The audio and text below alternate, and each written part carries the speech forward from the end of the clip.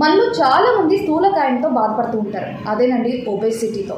కొంతమంది తిన్నా తినకపోయినా విపరీతంగా బరువు పెరిగిపోతూ ఉంటారు. అసలు ఎందుకు బరువు పెరుగుతున్నామో అని అర్థం కాక బుర్రలు పట్టేసుకుంటూ ఉంటారు అనమాట.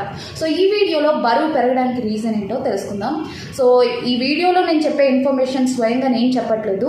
చైనాకు చెందిన ఒక డాక్టర్ తన జీవితంలో తాను ఎదుర్కొన్న ఆరోగ్యపరమైన ఇబ్బందుల్ని షేర్ చేసుకుంటూ చెప్పడం జరిగిందనమాట. సో డాక్టర్ ముఖ్యంగా బరువు పెరగడానికి 3 రీజన్స్ చెప్పాడు.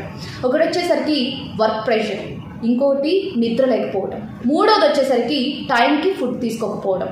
సో ఈ మూడింటిని ప్రాపర్గా ఫాలో అవ్వకపోతే అధికంగా బరువు పెరిగిపోతారట. దానికి అతనే ఒక ఉదాహరణ అని చెప్పేసి కూడా చెప్పడం జరిగింది. ఎందుకంటే ఆ డాక్టర్ కూడా 150 కేజీల వరకు బరువు పెరిగినట్టుగా తెలుస్తోంది.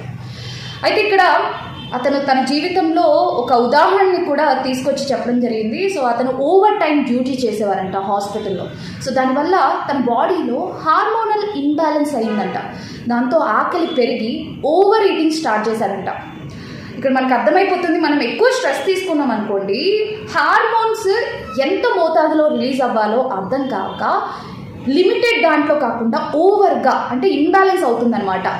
తగిన మోతాదులో కాకుండా అటు ఇటు అయ్యి రిలీజ్ అవుతుంది. దాంతో మనకి లేనిపోని ఆలోచనలు వస్తూ ఉంటాయి. లైక్ ఫుడ్ తినాలని చెప్పేసి ఇంకా ఆకలి అన్న ఫీలింగ్ కలుగుతుంది అన్నమాట. దాంతో మనం మన బాడీకి అవసరం లేకపోయినా ఫుడ్ తినడం స్టార్ట్ చేస్తాం. దాంతో మన బరువు విపరీతంగా పెరుగుతుంది అని చెప్పేసి కూడా డాక్టర్ చెప్పడం జరిగింది.